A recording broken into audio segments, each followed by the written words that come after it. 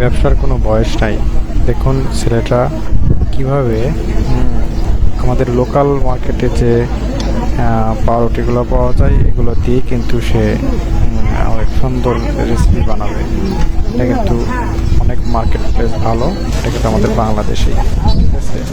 তো আমাদের শহরেও অনেক আমাদের সমবয়সী ফ্রেন্ড সার্কেল যারা আছে তারা হচ্ছে এরকম বিজনেস করতেছে। তো আসলে ব্যবসার কোনো বয়স হয় না।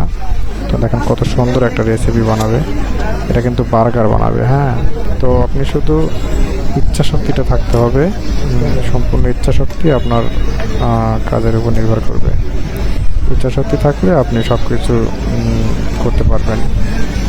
আসলে আমরা বলি যে বেকার থাকি বা বেকারদের কোনো কাজকর্ম নাই, এটা ভুল কথা। আসলে আমরা চাই না তাই ইনকাম করতে পারি না। যদি আপনি চান, আপনার মনে যদি চায়, তাহলে আপনি অবশ্যই কিছু না কিছু করতে পারবেন, ঠিক আছে। তো আমার বাবা একটা কথা বলতো যে তুমি যদি বদ্ধ ঘরে অথবা পানির নিচে ডুব দিয়ে চিৎকার করো খাবারের জন্য, তোমার কেউ এক মুঠ খাবারও দিবে না এবং উদ্ধার করতেও আসবে না।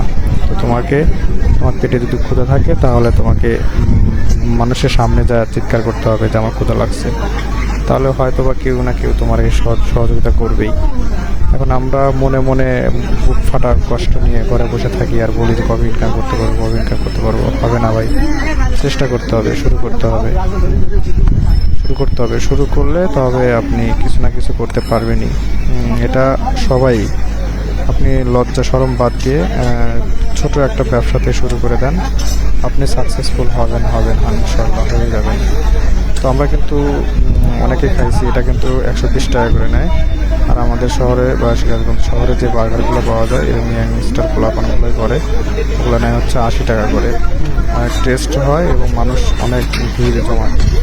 আসলে স্ট্রিট ফুডগুলো অনেক টেস্টি হয়ে থাকে, দামেও কম আছে এবং খাইতে অনেক মজা লাগে। তো আপনারা এই বিজনেসটা কাজে লাগাতে পারেন এবং যদি সম্ভব হয় তাহলে অবশ্যই এরকম ব্যবসার সাথে আপনি লেগে থাকতে পারেন, ঠিক আছে। তো 2-3 জন ফ্রেন্ড মিলে আপনারা এরকম, যেখানে আপনাকে চেনে না, ধরেন আপনি যে শহরে আপনার জন্ম সে শহরে এসব ব্যবসা না করে আপনার ভিন্ন শহরে একদম বাংলাদেশের শেষ সীমান্তে আপনি এরকম ব্যবসা শুরু করতে পারেন। তো ভিডিওটি কেমন লাগছে সবাই জানাবেন।